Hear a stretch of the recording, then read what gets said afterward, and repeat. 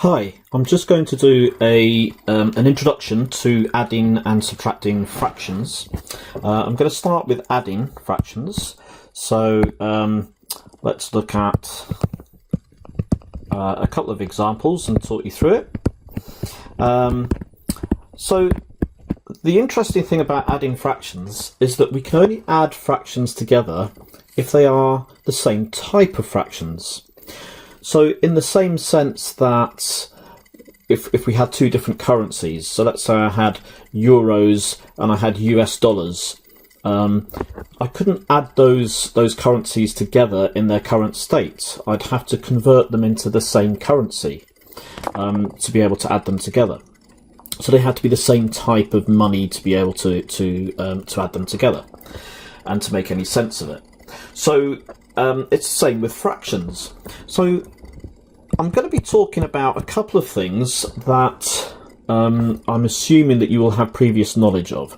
I will talk about it briefly in this video, but if you have any previous knowledge of equivalent fractions and lowest common multiples, it will be an advantage in this video.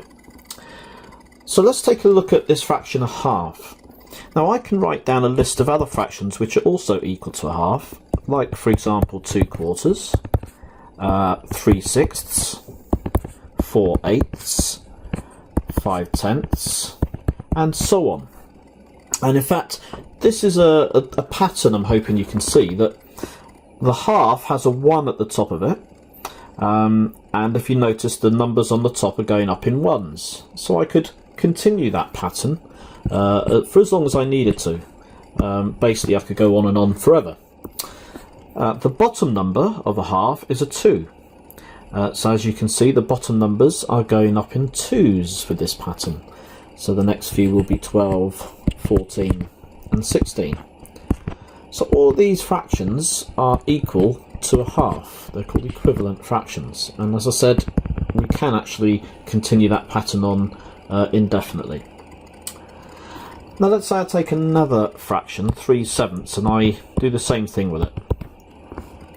So the top number you can see is a 3, so I would expect the pattern along the top to go up in 3s. So 3, 6, 9, 12, and so on. The bottom number is a 7, so I would expect the pattern across the bottom to go up in 7s. So 7, 14, 21, 28, and so on. Now all of these fractions are equal to 3/7. And again, I could continue that pattern on for as long as I need to. So why might I do this? Well, really this is a long method, because I'm hoping that when I show you the shortcut later on in this video, that having done this will help you to understand why the shortcut works. So let's say that now I've actually been asked to add together 1/2 plus 3/7. Now the bottom numbers, which are called denominators, the denominators are different. And as I said at the start of the video, we can only add these together if they're the same type of fraction. And it's these denominators, these bottom numbers, that tell us what type of fractions they are. And at the moment I can't add halves and sevenths together in their current state.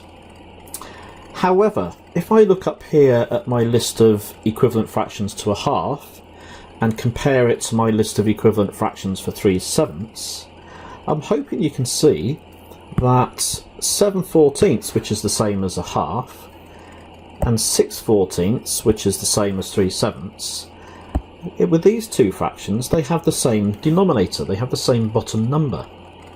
So that means that I could work with that. So we rewrite the question basically. Instead of writing a half here, I'm going to write down 7/14, because I know that a half is equal to 7/14. And 3/7, instead of writing down 3/7, I'm going to write down 6/14. And this now helps me to add these together, because I'm now dealing with fractions of the same type. Don't make the mistake of adding the bottom numbers together. Remember, the bottom number just tells us what type of fractions we've got. And if I've got 7/14 and 6/14 all together, I've got 13/14. And there's my answer. So that's the kind of the long explanation, and you can always fall back on a method like that by writing out these lists of equivalent fractions and finding two numbers in the lists that have the same bottom number. However, the shortcut, which is what I would expect you to move on to, is to work with lowest common multiples. So let's try and do this question again, but this time we will use lowest common multiples.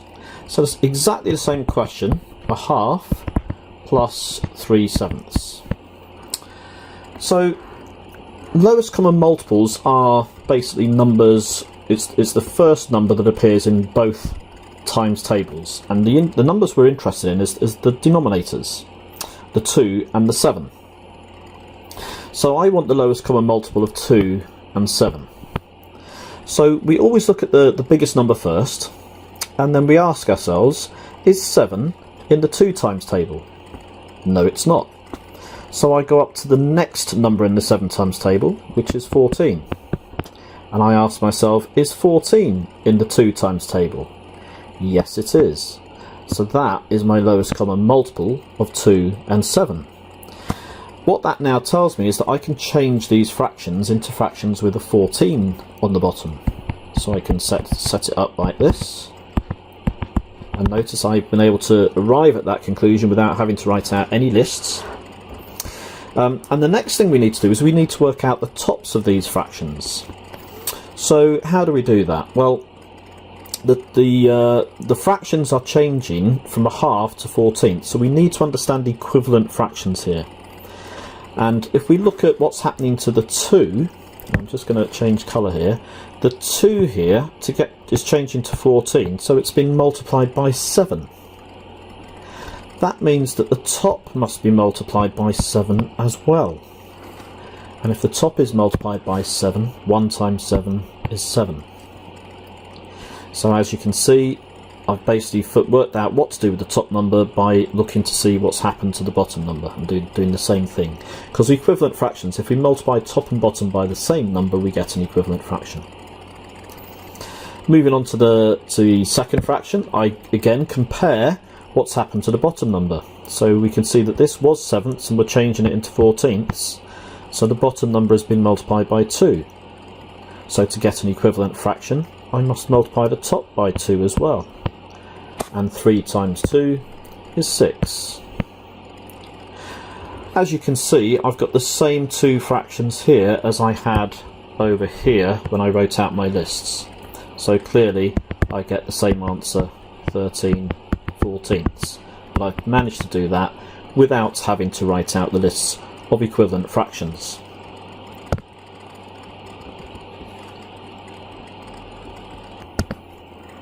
Subtracting fractions is done in exactly the same way. So let's have a look at an example.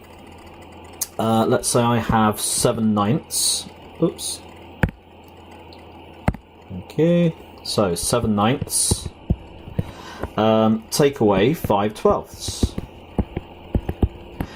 So I can see that my bottom numbers, 9 and 12, are different. So at the moment I can't work with that. I have to get them into fractions with the same bottom number, the same types of fractions. So I need to find out the lowest common multiple of 9 and 12. So let's just do a bit of working out over here. So let's put my 9 here and my 12 here. So let's start with the biggest number. We'll start with the biggest number. Is 12 in the 9 times table? No, it's not. So I go on to the next multiple of 12, which is 24. Is 24 in the 9 times table? No, it's not. So I go on to the next multiple of 12, which is 36. Is 36 in the 9 times table? Yes, it is. So I know that 36 is my lowest common multiple, so I can now change these fractions into fractions with 36 on the bottom. And notice I have my subtraction sign in between. Once again, I work out the top numbers by looking at what's happened to the bottom numbers and doing the same. So to change this 9 into 36, notice I've multiplied by 4. So I have to multiply the top number by 4 as well to get an equivalent fraction, and 7 times 4 is 28. If I move on to the other fraction, again check the bottom number changing from 12 to 36, I have to multiply by 3, which means I have to multiply the top number by 3 as well, and if I times 5 by 3, I get 15. Notice that the 36 stays on the bottom because that's just the type of fractions we're dealing with, and 28 take away 15 is 13. It's as easy as that.